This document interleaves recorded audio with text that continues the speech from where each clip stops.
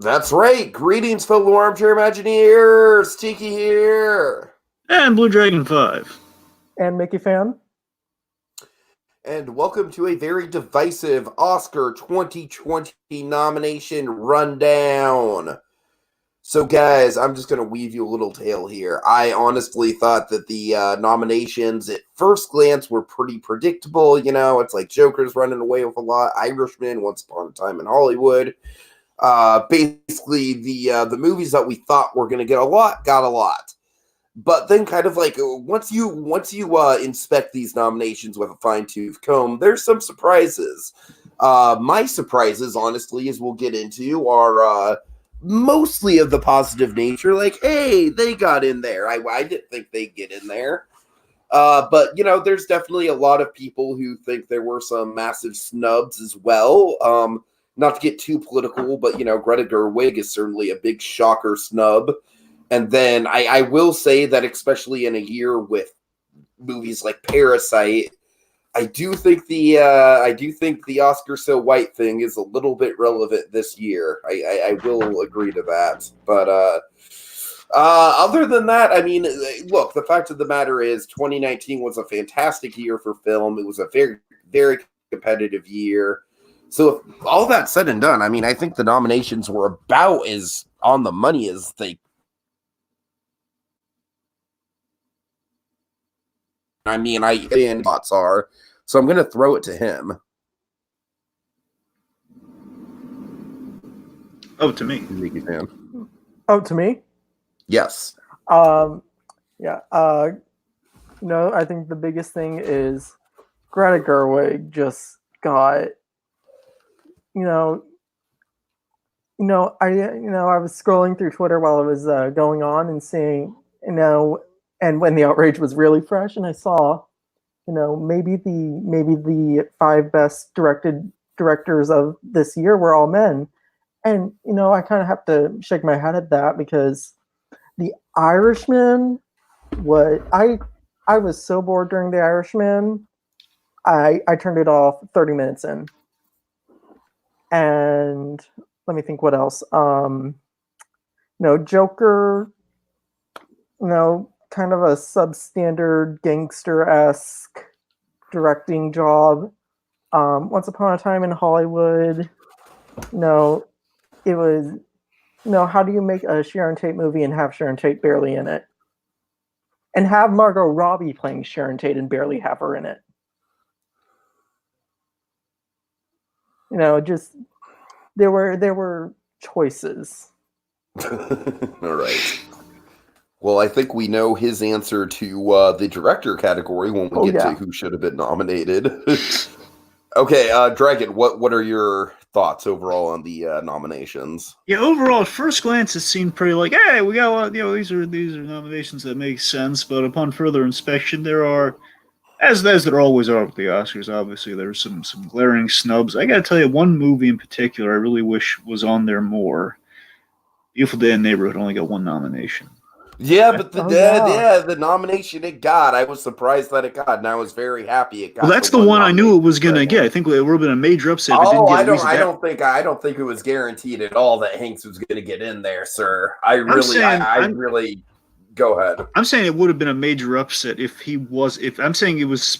I think there was like speculation and hype. Like if he doesn't, not the way I was following it, Dragon. Honestly, I had a different thing. I think it was like. I mean, everyone was hoping he was getting nominated, and therefore, like, it was like kind of a sigh of relief. Like, oh, thank goodness he got nominated. All right. Yeah. It would have been like an upset had he not gotten nominated. Like, oh my god, are you kidding me? But I mean, I was personally rooting for Taika Waititi over Hanks. I know that was a long shot in itself, but I mean that, anyway. And of course, personally, I would have liked to see a little bit more Endgame, honestly. But again, we'll dive into that. But just Endgame. I mean, I would have liked to see way more Lighthouse. Well, Lighthouse is going to be my answer. I was surprised there wasn't. Award. I was expecting more Lighthouse as well. I don't know. Believe me, folks, as we get into the technical awards specifically, I'm going to get very repetitive with, like, Lighthouse should have been nominated. Lighthouse should have been nominated. Yeah, I'm sorry. Now, mind you, of course, some things you kind of knew that was never going to happen. Like some people wanted Downey Jr. to be nominated for actor. That would have been great, but it never would have happened. Downey That wasn't even Jr. his didn't best even MCU want that to performance. happen. That's what I'm though. saying. And I heard that was for the first Iron Man. I didn't know it was for this one also. I mean, I assume it would have got brought up again for this. But yeah, that's the thing. He doesn't even want it. So that's why you never expect it to really happen. I'm saying I kept. I will say I'm very disappointed with Adam Sandler not getting in there. I'm very disappointed in Uncut Gems getting snubbed entirely. I mean, Daniel Day-Lewis went to bat for Sandler, man. Daniel. Anxiety. Right. All right. Right. Anyway, Okay, so yeah, let's go to the list here. We're gonna build up to the good stuff, folks. We're gonna start all the way down and work our way up. We're gonna skip past the boring parts. That's how we're doing this. Okay. Well, I have a couple things to say about international feature film. All right. One, obviously, will win Parasite, should win Parasite. I mean, that's pretty obvious. Well, from what I've heard about it, no question. Yeah. Yeah. But I will say that Honeyland is the first documentary to be nominated in this category, so that's pretty cool, Really? I think. I have things to say when we get to the documentary category. Oh, dear. Pain and Glory is also a film that I do want to check out, of course, with Antonio Banderas in that lead actor category as well. I've heard good things about Les Miserables. I have not heard about this Corpus Christi at all, but yeah, will win Parasite, should win Parasite. Yeah. Although I will say that if they give the win in this category to Honeyland, that would be really cool for the documentary factor. And if they give Best Picture to Parasite while giving Best International Film to another movie, I think that would be an interesting way to split the difference. At first glance, it seems Parasite is kind of in the Roma slot this year, where it could go either way. And there's a lot, honestly, the big difference being it's not a Netflix movie. So I was genuinely shocked that Roma did not run away with everything last year. I was refreshed because that movie did not perform until like the last 20 minutes for me, that whole movie, but that's just me. Roma really underwhelmed me, man. It deserved it for foreign movie, but I'm just saying, like, there were other aspects of the movie that really didn't work. Yeah, but, all right, Mickey fan, any thoughts on this? Parasite's the only one I've seen. It was absolutely wonderful in every single way. Parasite. Okay. All right, this we can pretty much skip over. Live action short. Has anyone seen any of these? Got nothing. Nope. Let's move past. Skip. Can anyone think of a live action short that came out this year that should have been nominated? I mean, I love to say Kenobi, but I don't think it's gonna. I don't think it will. Got the mustard. Okay, animated short film. We've got Kit Bull, we've got Daughter, we've got Hair Love, which I heard actually premiered in front of Angry Birds 2, so that's kind of cool.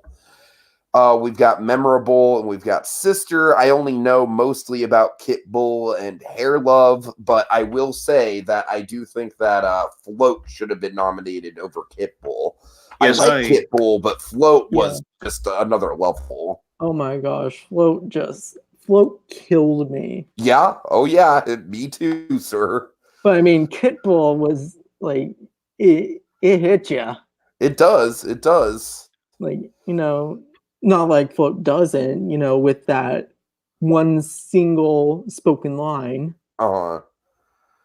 Yeah, out of the bunch here, I think Kit Bull should win out of the bunch. I feel Hair Love, and I've looked into these. I think I've seen most of Hair Love. I forget if I saw the whole clip because it's a short film. I don't know how short it is, or if I just saw like a clip from it or not. But the point being, I got the gist of Hair Love. I've seen the trailers for everything else, and of course, I've seen Kit Bull all the way through. And so I'm definitely I'm in Kit Bull's corner. Of course, I'm a big advocate of the Sparks shorts, but absolutely, I think we're all sympathetic. Snub level. Float should have been there, man. If they could have picked any of the Spark shorts, Float should have been the one they went with. And Hair Love especially, I think it's going to be between that and Kit Bull. Hair Love was just absolutely wonderful. It was really interesting being able to kind of see that as someone who's not in that part of culture, seeing that as a white man, seeing that from a black perspective, that was a really interesting short film in that way. But it was just gorgeously animated. The story was perfect. It had that perfect twist at the end with the mother. I really, I think that if it's not going to be Kit Bull, it's going to be Hair Love. Yeah, it was a powerful twist at the end of Hair. Oh, I guess I did see it all the way through now because you mentioned that. Yeah, I did see it all. Oh, good for me. So I'm going to go out on a limb here. I'm going to say will win Hair Love. And honestly, if it was Float, then I would say Float should win. But since I'm not as attached to Kit Bull, I'm going to say should win Hair Love. So you've seen Kit Bull. It's pretty solid. Yeah. Right. Okay. Next one. Big controversy here, folks. Something's missing. One of these things is not like the other. Yeah. This is an interesting one. So you'll notice, oddly enough, so something is missing here, and that is Missing Link. Which, oddly enough, I was shocked. There was some award show, because now obviously all the award shows are slowly run together here. Wait. Missing Link is on there, Dragon. I know, that's what I just said. Missing Link is on there. That's the gag. Or something. I said something was missing. Well, okay. Gotcha. So what I'm getting at is one of the award shows that passed. I don't think it was the crit. It wasn't the. It was Golden Globes. Golden Globes. Thank you. Missing Link won. Right, so it won. That completely shocked me. But that's what I'm saying. So Missing Link is getting some traction. I really don't think it's going to get the Oscar. And I will say, so of course the big controversy being something a little icy is missing here, and it would seem that Missing Link is kind of slid right into the slot there. Yeah. Frozen 2. It's a no. It's not there. Now I got to tell you, I not like vindictively. I got to tell you, I kind of support the choice not to put Frozen 2 there. It shows you have to really evaluate the movies. At least I could be completely wrong. But Frozen 2. I don't care. Let's put the other ones in there.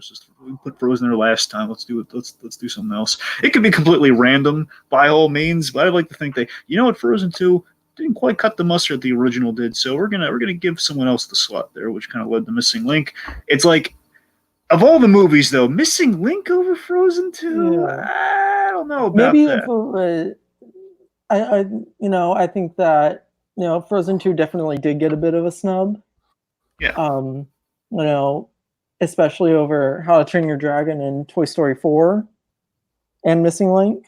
I think it could have taken either of those 3 slots. I haven't seen I Lost My Body. Just from the trailer, it looks like a really cool movie. It does. It looks really good. And then Klaus was just absolutely wonderful. Klaus was fantastic. Yeah. Aside from the music, but that was one tiny flaw. You didn't like that song. You didn't like the Invisible song, did you? No. But those middle 3 that are sandwiched between the big 2, I have a hunch that one of them is going to come up from behind and steal it. So we should mention, of course, there's somebody with a big, a huge love for one of these movies in the comments. We should shout out, Tiki. Yeah, Donovan is very upset that Frozen 2 did not get a nomination. However, he is very much pulling for How to Train Your Dragon. Of course, he really enjoyed How to Train Your Dragon 3. And that is a good one, but without question for me, though, animated feature, I think what should and will win Toy Story 4. Ooh, I'm going to go, I'm going to say what should win is honestly Klaus. But I wouldn't be upset if Klaus won, though. I want to make that clear. I will say what will win is Toy Story 4, though. Yeah, I think what will win is going to be Toy Story 4, but should win one of those middle 3. I think that, even with the Golden Globe shocker, I think it's almost anyone's game at this point. Yeah, but I gotta tell you, I'm convinced they gave it to Missing just because it was a Leica movie, and they didn't really. I don't know. Yeah, it might have just been okay. We kept on snubbing you here.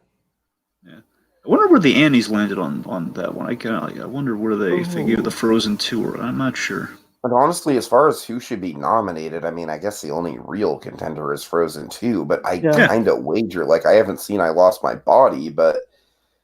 You know what? I would wager Frozen 2 maybe deserves to be on here a little bit more than Missing Link. Yeah, honestly, that's what I'm saying. I mean, it's kind of a half Missing Link half was underwhelming to me, especially as a follow up to Kubo. I got more of a kick out of Frozen 2 than Missing Link for sure, no question. Yeah, and especially with we got the shocker of Spider-Verse winning last year. Sure. Yeah. Which I think that they're slowly but surely the Academy's starting to respect the animated film category a bit more. And yeah, I think one of those three films could actually take it. Certainly. Right. But again, I think Toy Story 4 paid its dues, man. I think it really it earned it this year. So fingers crossed. Okay, documentary short subject skip, Nah, right? yeah, let's. Just in terms of title alone, Learning to Skate in a War Zone, I, I love that title. Learning to skate in a war zone if you're a girl. I think Yeah. that's a sequel to an original. That's what I think that's it. Because I swear I could have sworn I've seen this title before, but they've added the "If You're a Girl." I'm not sure. All right. So best documentary, we have American Factory, For Sama, Honeyland, The Cave, and The Edge of Democracy. Dragon. So yes, I have thoughts. So of course, big documentary fan over here. Now, of course, I can't see every documentary. Sometimes they're not always. Some are released on Netflix. Some are released. Sometimes I've seen better documentaries than any of the ones they've really put up here. Just now, bear in mind, I haven't watched them all the way through. I've gleaned the trailers. I've kind of gleaned a feel for them, so I can't speak with autonomy as to what they've picked here. But we've kind of been through this with the Oscars before. The Oscars has this historically just kind of bad tradition of rarely do they nominate exceptional movies for the documentary category. And they've had great success. 2016, of course, OJ Made in America. No qualms there. Beat that RBG movie. Later, we had like Icarus beat the Ruth Bader Ginsburg movies. Bores the crap out of me. Which I still have not finished because I just can't get through the first 20 minutes. I was just when was the Mr. Rogers documentary? That was 2018. Wow. That was snubbed big time. It wasn't nominated. Seriously? Seriously, it wasn't. That was the thing. That's basically that. I think Icarus. I forget if Icarus won that year. But it was not. No, Free Solo won that year. Right. You're right. Yes, Free Solo won 2017 is what I'm thinking of with the whole fucking rock climbing. Right. Yeah. How?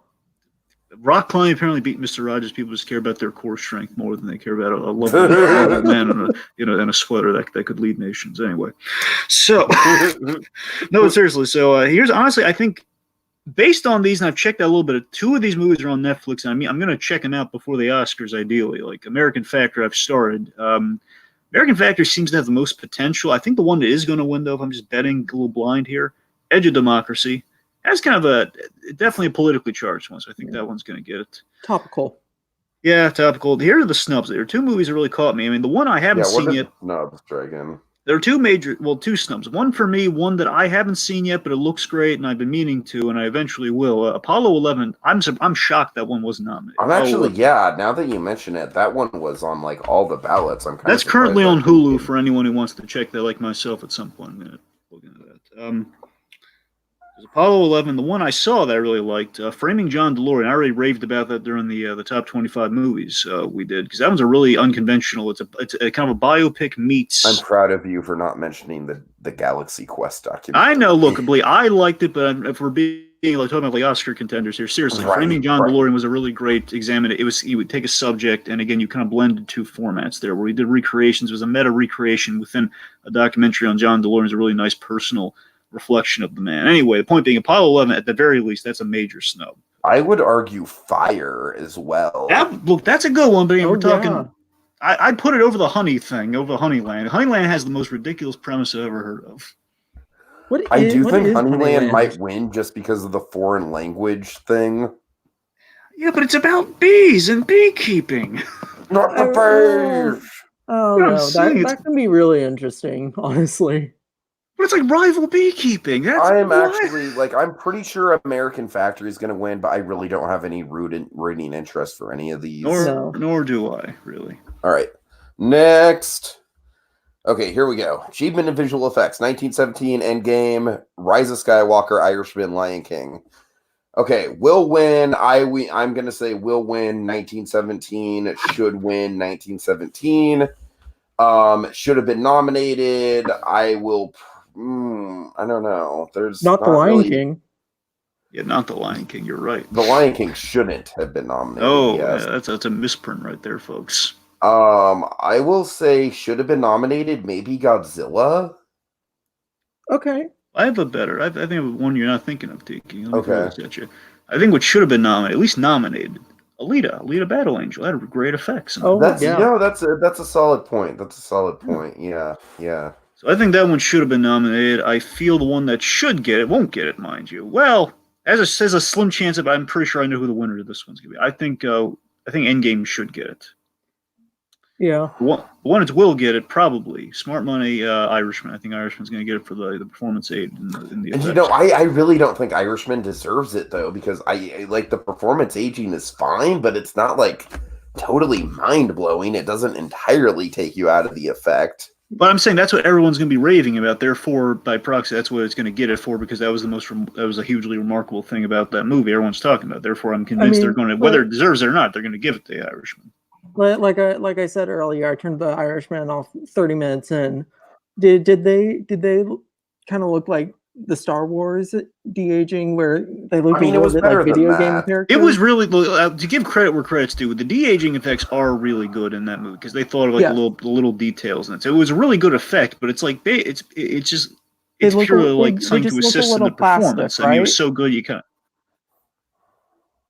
No, that thing is really good. It doesn't really look plastic at all. That thing is really that good. But I mean, that's what I'm saying. It's deserving of being in the category for sure. Just I feel you look at Irishman, it's like, okay, that's a good de-aging effect compared to the MC. We've done de-aging like the back of our hand a couple times by now. Right. And all of the portal scene, man, the portal scene. Oh, no, yeah. I hear you. Endgame definitely deserves it. Very least deserves it way more than why is Lion King even on there, man? All right.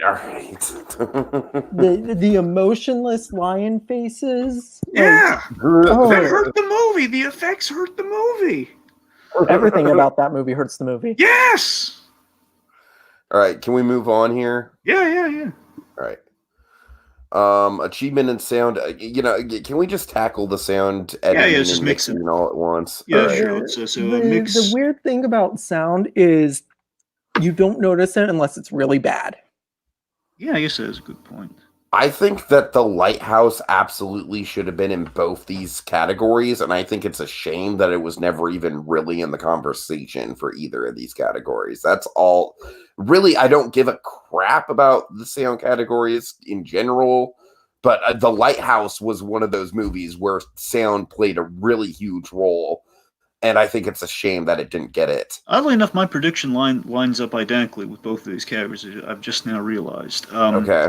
I think the one 1917. I think 1917 is going to get it. I think the one that probably should get it. Bear in mind, I don't have a huge dog in this race, but I think Ford versus Ferrari should get it. But it's going to go to 1917. Nah, you haven't seen 1917. I haven't, so you're right. That's why I said I don't have a huge dog. I'm just saying if I'm thinking of something different, it's probably going to be that. But war movies always win those. Yeah. The Ford versus Ferrari. You know what? For good reason, honestly. Yeah. Okay, song written for a movie. We have Frozen 2, we have Toy Story 4, we have Harriet, we have Rocket Man, we have Breakthrough. Gonna go out on a limb and say will win, should win, Into the Unknown. Should have been nominated, Show Yourself.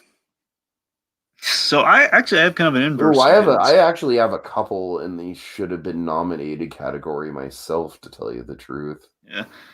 So let's see. So the one I think it's going to be between Into the Unknown. I think is probably going to get it. Now again, the one that has won other awards though, the Elton John song. It's I'm gonna love me again. That one has been winning a lot lately. So that one's kind of on those. It's going to be between that and the Frozen song at the end of the day.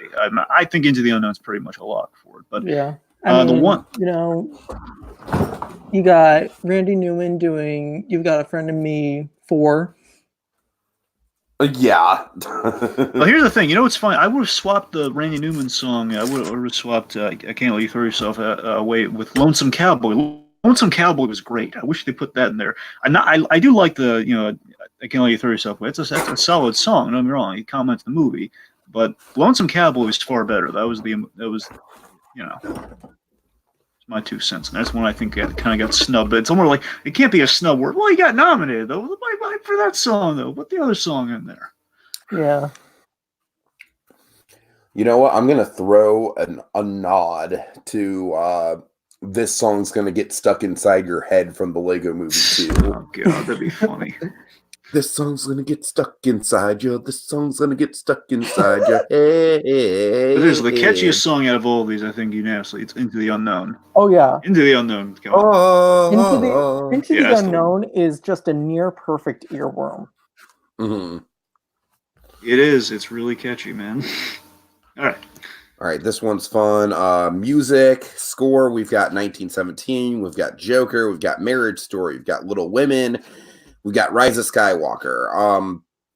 As someone who has seen 4 out of the 5 of these, I will definitively say that 1917 will and should win.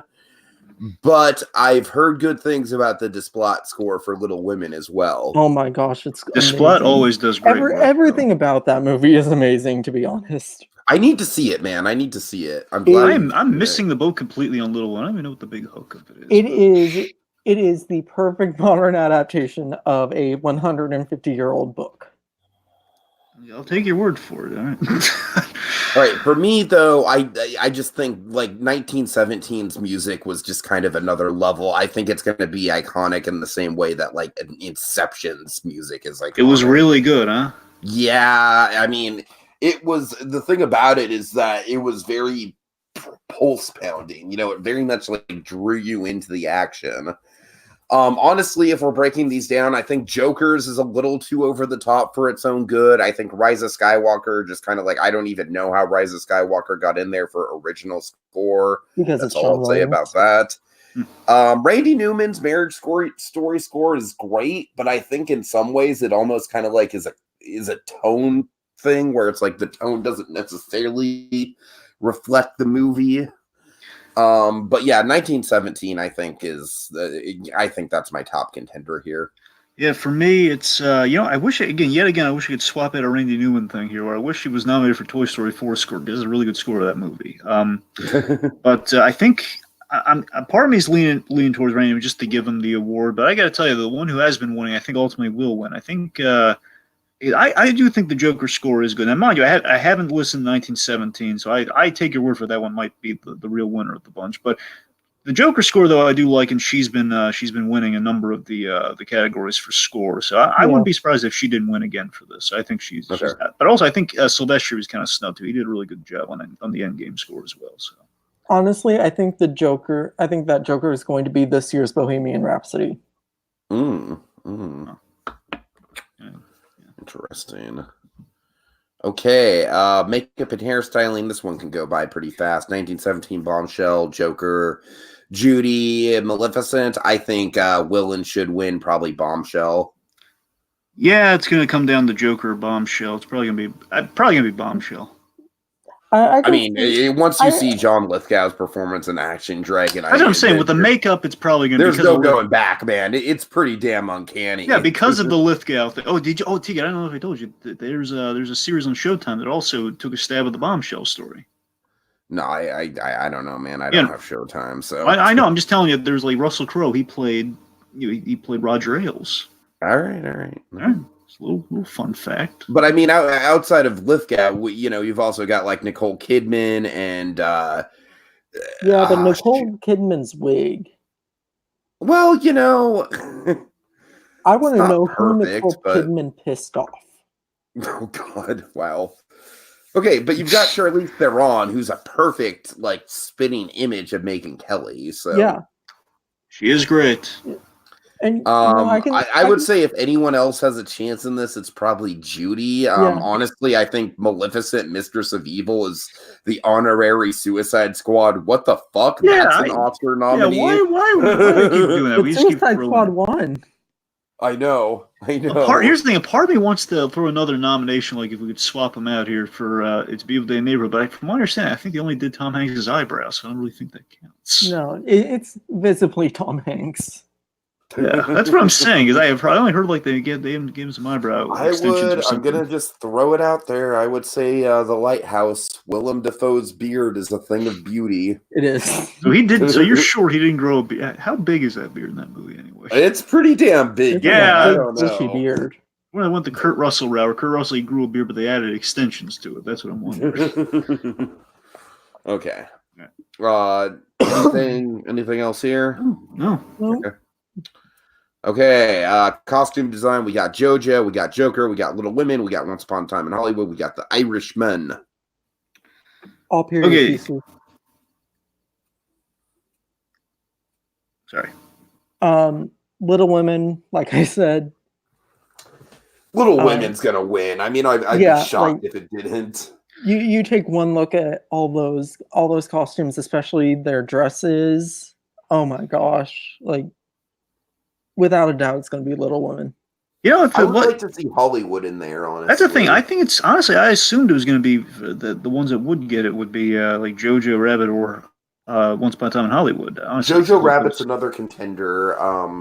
But Hollywood is just the costumes in there are so colorful, and I feel like the costumes in that movie really define the characters. And personally, out of the bunch, the one I honestly I really do think Joker should have a shot at this one. I don't think it will, honestly. I seriously, because remember there's a lot communicated in the costume design. Like the whole Arthur Fleck character is created with that, like, you know, that suit he wears, and obviously by the end transition to the Joker suit. And basically, I think the costume is kind of a little bit of an unsung.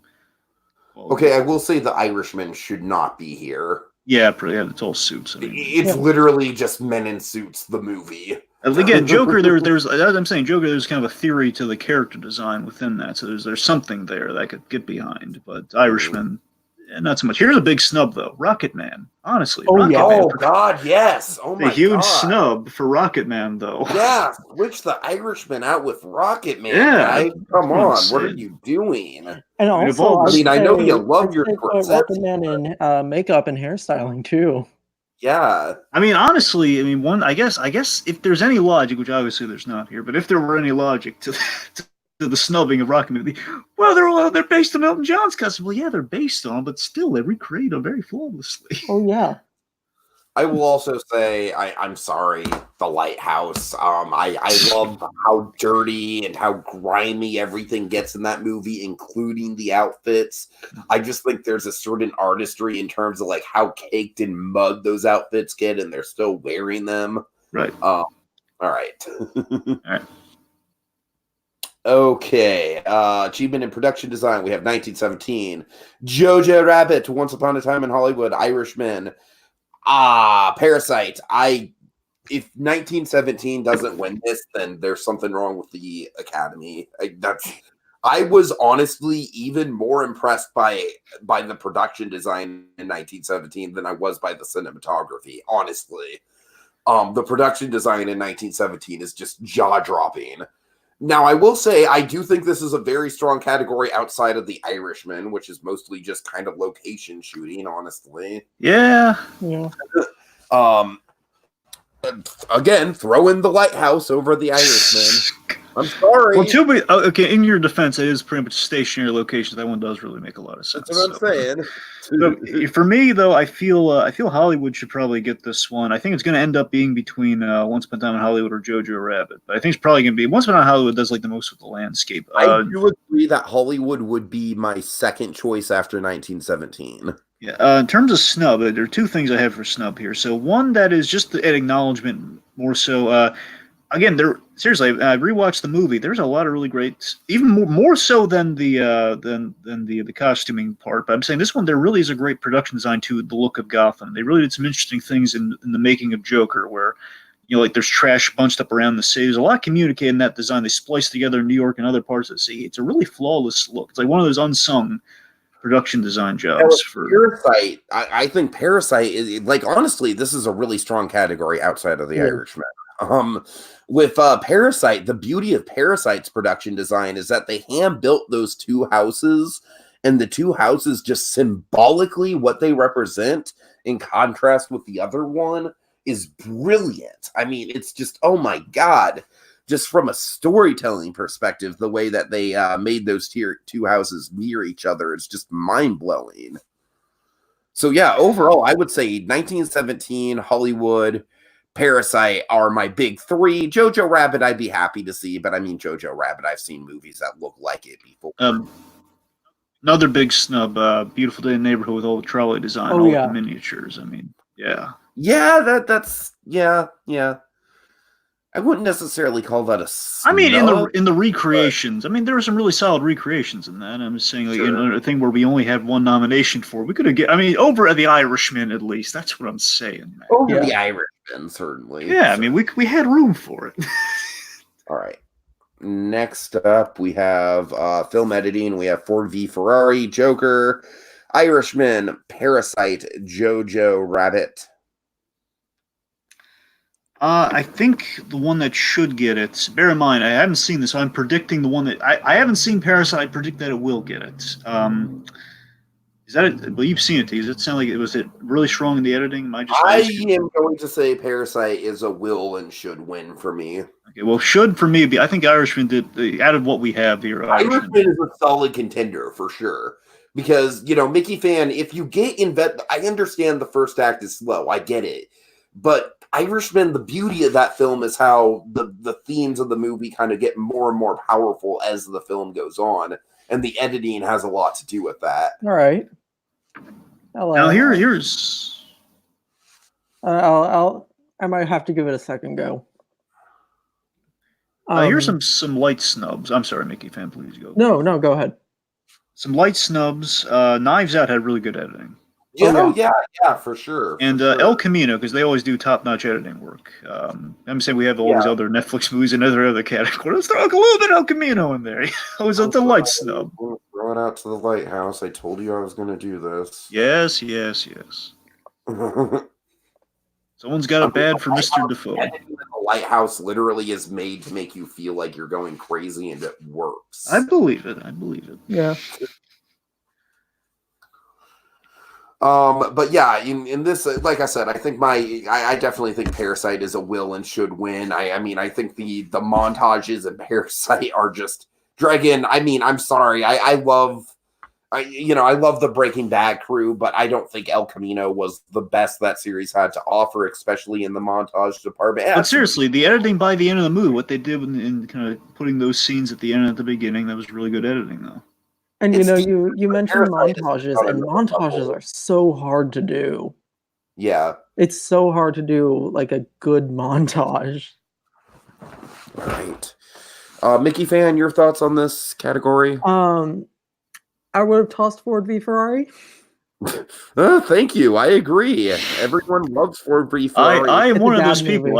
Oh, come on. Really? Mickey fan, thank you. It's we're kindred spirits now, Mickey.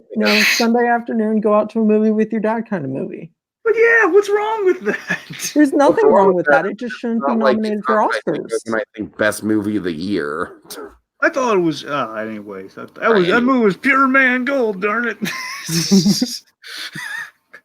All right. Okay. So, what do you know? The Lighthouse is actually in this category. Yeah, we finally got to where it shows up. Best cinematography: 1917, Joker, Once Upon a Time in Hollywood, Irishman, Lighthouse. You know what? Ironically, I'm gonna have to just will win and should win is 1917. Sorry, Lighthouse. Well, to be fair, cinematography is really strong in all of these. I feel. Yeah, I think. Like I said earlier, I really think that Joker is going to be the Bohemian Rhapsody of 2020. But Joker did have really good cinematography, though. Yeah, that was a great looking movie. Joker didn't have something like 15 minutes in a 2-minute scene. Yeah. I mean, I honestly do think that Joker is the odd man out here. Yeah, and I think Joker is going to take it. I haven't seen 1917 yet, so I'm going to say for now, The Lighthouse. The Lighthouse is solid, especially with its use of aspect ratios and claustrophobia and everything. Once Upon a Time in Hollywood, though, they literally had to shut down the LA freeways to shoot that. I think they might. I think they're going to get it, personally. I want Joker to get it, but I think Once Upon a Time in Hollywood actually has a legit shot at this one. 1917 to get it? Well, again, I haven't seen it. I'm just. I'm just saying, I'm saying it's okay. Fine, it's between 1970. This whole category is just a little bit tilted towards Deakins because Deakins is just Yeah, I did 12-minute shots uninterrupted. What did you guys do? All right, fine. Okay, you're right. I forgot to attribute that to Deacons. You're right. In that case, it sounds like Deacons has it in the bag. All right, Yeah. fine. Okay, getting close here. Adapted screenplay, we have Jojo Rabbit, Joker, Irishman, Little Women, and The Two Popes. Little Women. I think that's going to take it. I think Irishman's going to get hands down, honestly. Little Woman. It, like I said earlier, perfect adaptation of a 150-year-old book for the modern day. I don't know. I think Irishman's a lock for this one. I do. I personally like to see JoJo get it, just because, from what I know, Jojo Rabbit is a very subversive adaptation of the source material. Like, well, I mean, you have Taika Waititi playing Adolf Hitler. Yeah.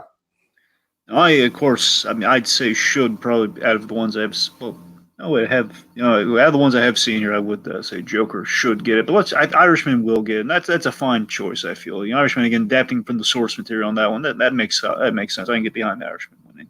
I'm not as confident about the Irishman as you are, man. I'm telling you, I'm convinced the Irishman's going to get it. It should be Little Women. Well, it sounds like it's going to come down to Irishman and Little Women. It sounds like that's going to be what it's going to be. Even just kind of as, like, the Academy giving an apology to Greta Gerwig for not... That's what I'm saying. Yeah. We'll talk about it later. Right. All right. Best Original Screenplay, 1917, which should not be on here. I'm sorry. Knives Out, Once Upon a Time in Hollywood, Marriage Story, Parasite. Yeah, I think Knives Out should get this. I think Hollywood's going to get it because Tarantino's been on a roll lately in getting this award. So, yeah. Knives Out, that's the closest thing we're going to get to Clue. Yeah. Like, it was good, though, especially in the writing. It was wonderful.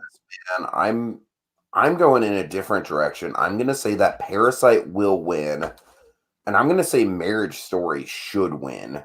Huh.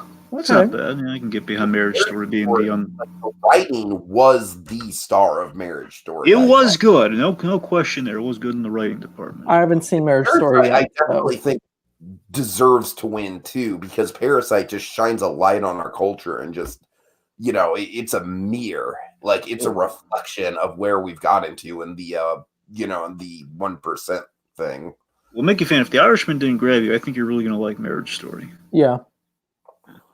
As far as should have been nominated in this category, I'm going to throw a really wild one out there that never had a chance, but I think it should be nominated. The Art of Self-Defense. That one was a ton of fun. All right. Okay, next up. Here we go. Bong Joon-ho, Martin Scorsese, Sam Mendes, Tarantino, Todd Phillips. Where are the women? Well, to be fair, I think there's only isn't there just one female director with Greta Gerwig? Isn't that all we? You had Greta Gerwig, you had Olivia Wilde, you had What did Olivia Wilde do? Oh, you say Olivia Wilde? Yeah. Oh, Olivia Wilde. Right. Yeah, she did the books. She did Booksmart, didn't she? You also had Lu Bu Wang with The Farewell. Yes. We'll talk about that one too. Greta Gerwig is just such a missing. You feel her missing presence, especially when you have Todd Phillips and Quentin Tarantino and Martin Scorsese. Like I said, with the only 30 minutes I've seen of it, Martin Scorsese has had better films. I think if you made the exact same movie without Martin Scorsese's name attached, The Irishman would have flopped. I'd disagree with that point, but to each his own. But I got to tell you, though, even unfortunate as it is that Greta Gerwig is not included here, I will say it's still a strong lineup of directors. Man, look, those are big names right there, man. Those are. I don't think Todd Phillips should have gotten in. Oh man, I honestly, here's the thing. With Todd Phillips, I just think he's kind of like riding on Scorsese's coattails, honestly. That's exactly what he's doing. Yeah, so Well, I'm the odd man out here because here's the thing. I feel Todd Phillips. I'm rooting for Todd Phillips for this one. I don't think he's not going to get it, mind you. I would think Todd Phillips. I think he really proved himself this year. So I was like, he really championed the movie. He got it made, and it's kind of been reveled a lot. So I think Todd Phillips should get it, but I think ultimately will get it. And it sounds like it's going to be. I think Scorsese's going to end up getting it. Yeah, Now, they're just gonna hand it to Scorsese. Tarantino might get it, honestly, because Tarantino's never gotten it before, and Once Upon a Time in Hollywood has a big groundswell. That would be really nice to see Tarantino get. Bong Joon-ho also, don't count out Bong Joon-ho as well. Oh yeah, what happened in the year of Snowpiercer? Was he even nominated at all, or what? No, I don't think so. Bong Joon-ho, and I'm pretty sure he's been nominated before. Didn't he get nominated for Okja? 1917 is ambitious as hell. Like, honestly, I feel like this is a pretty close race. Aside from Todd Phillips. Yeah. He worked for it, man. He worked for it. Well, he didn't work hard enough. Yeah, well, here's some other directors I feel did again, I can't quite call him a snub, but I could say, they were also other good contenders. Ryan Johnson, he did a really good job with Knives Out. Yeah, Ryan Johnson, I agree. And just throw him out there because it would have been just really great to see him. I'm just saying, if in limited spots, I get why they didn't give it to him, nominate him. But Vince Gilligan, man, wouldn't it be wonderful to see Vince Gilligan's name nominated for an Oscar? Wouldn't it be wonderful, though? That would be great. Yes. And he did a good job directing. It would have been like, hey, Gilligan, man, look at that. Okay, next up, we have supporting actress. We have Florence Pugh, Kathy Bates, Laura Dern, Margot Robbie, Scarlett Johansson. I think Johansson should get it. I haven't even seen Jojo Rabbit. Everything I've seen in the trailer, I'm already in love with her. I haven't even seen the movie. I think she should get it. I think Laura Dern's going to end up getting it. I think it's going to be Florence Pugh. I very much agree with that. I like just that is an absolutely phenomenal performance, especially of a character who in every other adaptation is completely unlikable. She makes Florence Pugh's been having a banner year, so she has. Like, this is her year, honestly. Like, I'm happy to see Kathy Bates on here as well. I wasn't expecting her to be on here. Yeah, how was so? Teague, let me ask you this: you've seen both of these movies, so Kathy Bates and Margot Robbie. I Margot Robbie. I would have personally picked Nicole Kidman over Margot Robbie. Right. Margot Robbie was nominated for the wrong movie. She's having a bit of a rough year this Oscar season. I got to tell you that, Margot Robbie.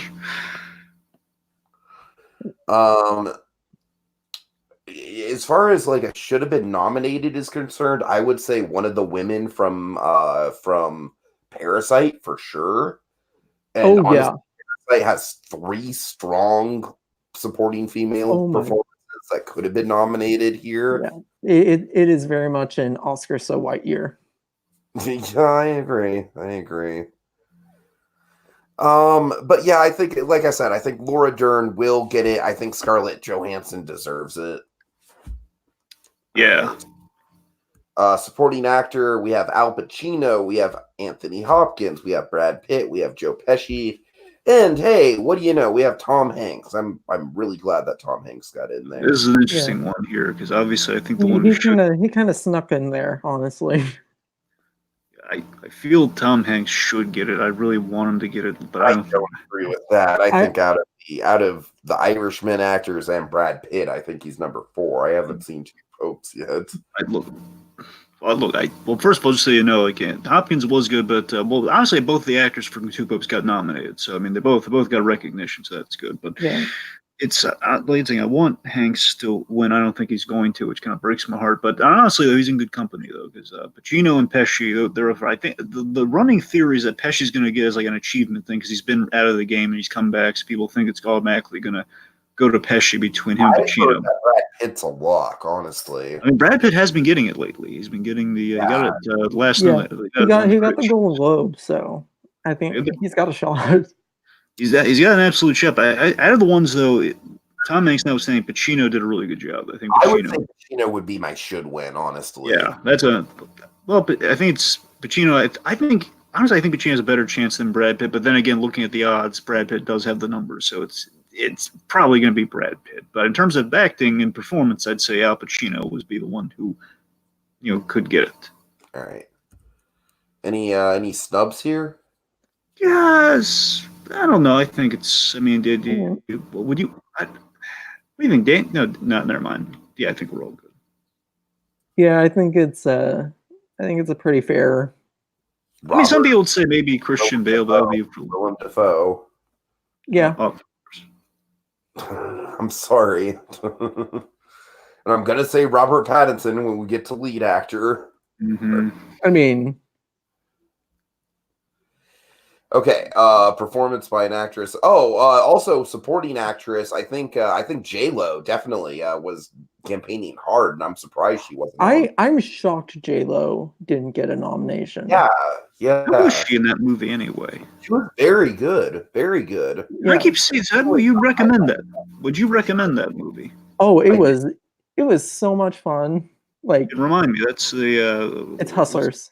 It's it's the strippers who they don't roofie them, but they get them like completely shit faced, and basically steal all their money, and they can't. And then the guys can't really do anything about it because, well, how do you spin? Stripper stole all my money. Oh, that's ingenious. That sounds interesting. Okay. Okay. So yeah, as far as we have here, I think fucking Renee Zellweger is going to win. It's been pretty much predetermined since the Judy trailer hit. Judy was basically Renee Zellweger's "Give Me My Oscar" movie. Out of all five of them, like I haven't seen Harriet, but I'm gonna go out on a limb and say Renee deserves it the least out of all five of these women. Yeah. Saoirse Ronan has a really good shot. If there's, I assumed she was going to win because of all the. Because I know she's been nominated multiple times. Yeah. And speaking of snubs, I just remembered Timothée Chalamet for supporting role in Little Women. I assumed that Little Women would run away with it here with Ronan in the role just because of all the traction that movie's getting. The one I think out of the people nominated, Scarlett Johansson should get it. She was really good. Now I got to tell you, snub wise, I don't know how heavy a snub it calls, but it would be really nice to see her nominated because she did a really good job. Ana de Armas. The girl from Miss, the one from Knives Out. I'm blanking on her name right now. Miss. Marta Cabrera. Yeah. Cabrera was the name. I was thinking Cabrera. Okay, Marta Cabrera. Yeah. And Awkwafina. Where is Awkwafina? Yeah, Awkwafina is one I've heard. I've definitely also heard Lupita Nyong'o, and I can't argue with Lupita Nyong'o. She was a fantastic part of a kind of bland movie. Lupita Nyong'o saved us. Mm-hmm. She kind of has that effect on a lot of movies, though. She's kind of was like that saving grace character. It's like, hey, my God, it's Lupita Nyong'o. There you go. And also, I would kill just to see another Lupita Oscar acceptance speech. Yeah, she did have kind of a humdinger last time. She's like, oh God, look at her go, man. She won the Oscar during it. So yeah, I'm gonna land on Renee Zellweger will win. Scarlett should win. I'm going with Renee Zellweger should. Saoirse Ronan should win it. Yeah. So Renee Zellweger will. Saoirse Ronan should. Okay. All right, this is going to be pretty easy here, guys. Best performance by an actor in a leading role: Adam Driver, Antonio Banderas, Jonathan Pryce, Leo, Joaquin. These are all really good actors. First off, I'm almost kind of like I do think that if I were to compare the two, I do think that I give the edge slightly to Adam Driver, but I'm not that sold on it to say that Joaquin doesn't deserve it. So I'm going to I think this is one of the biggest locks on the board here. So I'm just going to go ahead and say Joaquin will and should win. Well, just to break it down a little bit, so Jonathan Pryce is really good in Two Popes. Just to shout it out there, I'm so glad that he did get nominated because he was superb in that movie. Adam Driver, of course, he was excellent in Marriage Story. I mean, he could have it in the bag. Honestly, I think he's the biggest contender next to Joaquin Phoenix in the bunch. I love it. Out of all the movies for DiCaprio to get the Oscar for, I wish he got it for this instead of The Revenant. But Joaquin Phoenix, I'm pretty. I think he should get. I think he will get ultimate. I think Phoenix has it in the bag. He's been winning a lot, and I think he turned in a really remarkable performance. So I think I think Phoenix has in the bag. I haven't seen Antonio Banderas in Pain and Glory, so in this case, I would say there were a few snubs that could have been swapped in for him. Not having seen that movie, like big one for me, Taron Egerton. Oh, Yeah, Taron Egerton. I honestly think this is the category with the most snubs. Yeah, probably, of course, it's Taron Egerton. There's your guy, Tiki. You know, shout him out. Robert Pattinson, And the other one.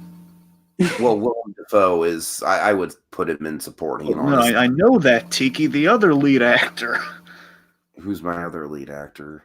Uncut Gems. Oh, right, Adam Sandler, of course. There you go. Yeah. Sorry. Yeah. De Niro. Yeah, Yeah, if I have to make a guess, I have to give it to Joaquin Phoenix. All right. So that leads us to the big one. And honestly, this might be the most predictable Best Picture lineup I've ever seen, because literally every single one of these movies was like the top 9, like on everyone's chart. I mean, there's no surprise here at all, honestly. Why do they do 9? Why don't they do 10? Like, why they always kind of like, I don't understand why they keep doing 9. If they do, honestly, the one movie, like, because I knew, I was kind of like, I knew that The Lighthouse wasn't going to get on here. I figured Uncut Gems wasn't going to get on here. The one movie I'm sad isn't on here is Knives Out. Yeah. It would have been nice to see me, of course. I mean, just for the sake of nomination, like, and the two big snubs for me, I think Beautiful Day and Neighborhood should have at least been nominated. Yeah. And an Endgame. I mean, Endgame was an achievement, man. I'm saying Lord of the Rings can get nominated and more. I mean, I think Endgame could at least be nominated. Darn it. I do think that Endgame was the better comic book movie over Joker this year. So there you go. I mean, the point being, Endgame. The point being, those are the two snubs. I feel like they should have been on. They should have been recognized. But Knives Out is also another really good one. I think. Look, I mean, of course, I think a lot of people are saying we're going to be jumping on the old bandwagon here. We do have some really good choices on this list, mind you. Really good choices here. I wouldn't be upset if any of these. Most of Ford Ferrari should not be on this list. And again, I would be upset if Ferrari won. I'd be like, that'd be another If Ford Green Book. Ferrari is this year's Green Book, I'm going to flip. You just hate movies with cars in them. No, I'm kidding. Okay, I think it's going to be a 3-horse race between Hollywood, Parasite, and 1917. I think all 3 of those have been gaining a lot of traction throughout this campaign, throughout this season. I honestly think Joker might have like an outside shot just because it does have the most nominations. And there is like a groundswell of support. So could you imagine if Joker won? That'd be crazy. I would be very happy if Joker won. I would be happy too, just from a genre point of view. Yeah. I think it's the best movie of the year by a long stretch, but just from a genre point of view, I would be happy for it. Irishman has really faded, man. I don't think Irishman has much of a chance here. I don't think Jojo Rabbit has much of a chance. Like I said, I think 1917, Hollywood, and Parasite, those are your big 3. And honestly, if I were to like kind of shot in the dark right now, take a guess, I would say Parasite. And I think Parasite deserves the win as well, because I think out of all the movies listed here, Parasite is the one that kind of shines the light up to our society and really is by far the most important message of the decade, the most important sort of story of everything here. I'll say this. I don't think 1917's. I believe me, it looks great, but yet again, broken record. I haven't seen it, but I tell you, I think that one's going to get the same kind of Dunkirk treatment. I think it's going to be regarded really well, and I don't think it's going to be like as league contender as we think it is. I think that Little Woman is a bigger contender than 1917. For me, for my money, I feel it's going to be. I think Once Upon a Time, Irishman, and Joker are going to be again, I haven't. Again, just out of the ones I've seen, I mean, those three to me seem like they're going to be kind of a locked in contention one, and that Joker be the genre winner. Once Upon a Time feels like that one's going to win, but I don't know how the ending's going to grab a lot of the Academy. That's the thing. Like the ending's off. You know? Yeah. But I mean, Irishman feels like I don't know, guys. That's a different thing. I think Irishman. I don't think. I think they're going to try. I think they're just going to go with Irishman just for the sense of like, let's give it to a Scorsese movie, man. It's been ages since people like a true blue Scorsese movie. I think it might get it for that reason. Where Once Upon a Time probably deserves it. Joker would be a fun one to win. I don't think 1917 has as big a shot. But honestly, a lot of these, if most of these won, I wouldn't be too upset by it. Sheer like cultural point of view. What? Parasite from the sheer cultural point of view of it all. Yeah. That'd be interesting if that. That'd be fun if that one won. All right. Well, I think that's about it, folks. Thank you so much to Mickey Fan for joining us and Donovan for joining us in the comments. Dragon, I know I got to switch over here. Sure. Yeah. Turn off the ticker. Switch over to the root images. You know what? I'm gonna kind of end with what do you guys think was the biggest snub of the Oscars? I'm guessing it's gonna be Gerwig on Mickey Fan's part, right, Mickey Fan? Oh my gosh, it is so Gerwig. All right. You know what? There's a lot of snubs I could have. Like, honestly, I'm tempted to say The Lighthouse for the sound categories. I really am. Because the sound in that movie is incredible. But I'm going to go out on a limb and say Adam Sandler and Uncut Gems really should have been nominated. I think it's an incredible performance of his. I think it's an absolutely transformative performance. I think it's going to shape the way we look at Adam Sandler going forward. I think the movie itself is going to be iconic. You know what? Just generally speaking, Uncut Gems just kind of like snub throughout the board. So. Tiki, I just noticed the 202 Academy Award. I didn't want to be the one to say it. Yeah. Thank you. So you want me to mention the biggest snub again, right? Yeah. In your eyes. Snub. Yeah, in my eyes, if I could limit it to one, Beautiful Day in Neighborhood, I feel could have been nominated a little bit more. Again, at the very least in the Best Picture category, I would really like to see it. Endgame as well. Yeah, I mean, I'll leave it. That's one I'm still upset by. The Beautiful Day in Neighborhood didn't get quite the recognition I hoped it would. And of course, Endgame they both only got one nomination, which is kind of sad. Like, Endgame didn't even get score, and that's just kind of sad to me. Yeah. I mean, it is such a memorable score. It really is. All right. Well, thank you guys for joining us, Mickey Fan. It's been fun, and it's so great to have another person who agrees V Ferrari is basically just an above-average dad movie, and that's about it. Thanks for Donovan for joining us in the comments, and yeah, that's about it, everyone. Thanks a lot. Have a good night. See you, Oscar night. Have a good night.